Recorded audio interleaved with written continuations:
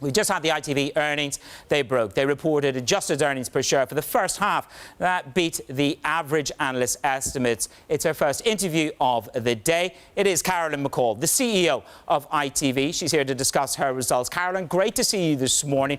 The guidance that you give to the market, I think I'm paraphrasing here, let me just give it exactly, is that we are going to see total advertising revenue up on a 9-month basis at the end of September, but you're saying broadly flat due to economic uncertainty. Just talk me through your sentiment for the advertising market. Liberum Capital says it's alive and well, it's real. Your outlook.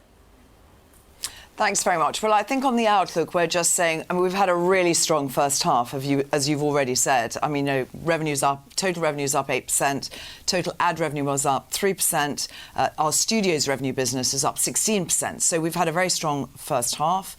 We're looking forward and we're saying, actually, nothing's really changed in the economic environment for us. We're just saying the continuing uncertainty, which we've seen actually since June 2016, is making advertisers in particular cautious and prudent, and so there's no real change. The second that quarter is always a bit weaker, especially when you've got the World Cup and Love Island and so on.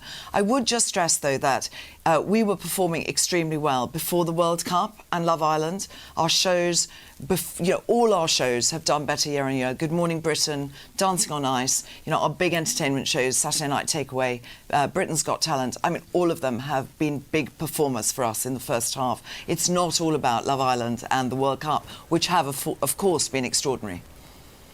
It's good to spread the love around the other shows, Carolyn. Look, budget.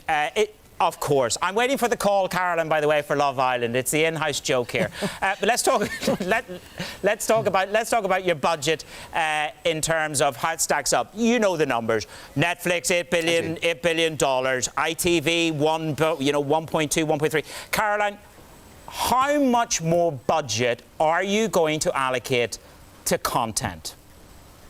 So let's be really clear about this. We get asked this all the time. The Netflix budget for programming is a worldwide, totally global budget. It has to work in every country right across the world.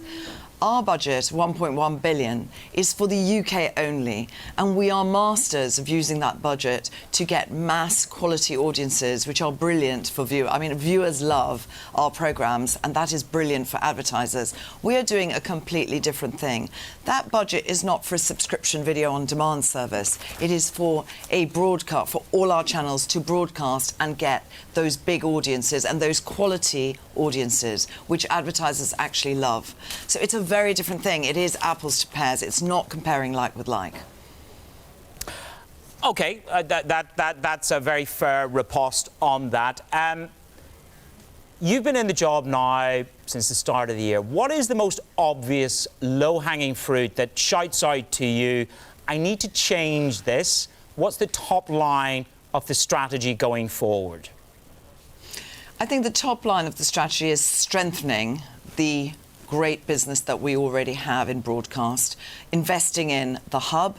That, to me, is a really important thing to do because people are wanting to watch our great programming anywhere at any time. So the convenience becomes really important. So Hub's investment will be all about really making a great user experience, making it a destination, personalisation, recommendations, all the things you now expect from that kind of service. So that's important. But going with that, we're investing in data and analytics. You'll hear every CEO talking about this. It's not new, but it is different for ITV because we've been a viewer channel, not a consumer business. And so now our fans, all these viewers are fans. They want to engage with us more deeply, and they buy already quite a lot of stuff from us, but it's not in any kind of cohesive way.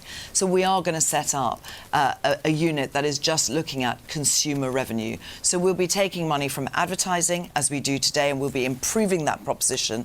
We will be taking money from content, so we sell to broadcasters and platforms, and we will be taking money from a profit pool, which we haven't really done before, which is consumers. And that could be a combination of live events and competitions and all of those things, but also subscription services. That's new and that's different, and I think that is actually another growth engine for ITV. And of course, that sounds very familiar. You and I had the pleasure of having a chat many, many months ago. You had a different captain of industry hat on. And you were very clear about the demographic that you were chasing with EasyJet. You had a very clear vision of who your, I suppose, your audience was at EasyJet. Is it as hard to do that at ITV, Carolyn, with a global hat on now rather than the EasyJet hat? What is the demographic that you really want to focus on that yields? So let's be really clear. I mean, actually, on our broadcast business, we are a UK business. In our studios, our programming studio, not our programming, our content business, we are a global business. So we are, when we are doing our programming for the UK market, we are only a domestic business, but we have a global content business which is highly profitable and is growing. So those are the differences. Actually, very similar to EasyJet. ITV appeals to everybody. What we need, and it's brilliant. I mean, that is a huge strength of ITV, is that actually everybody watches ITV, right? You've said that yourself.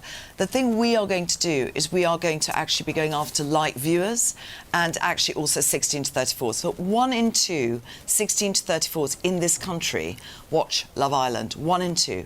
That's nearly 50%, obviously 50%, right? So that's an amazing figure, and it does demonstrate that all the noise about young people not watching TV, is not right.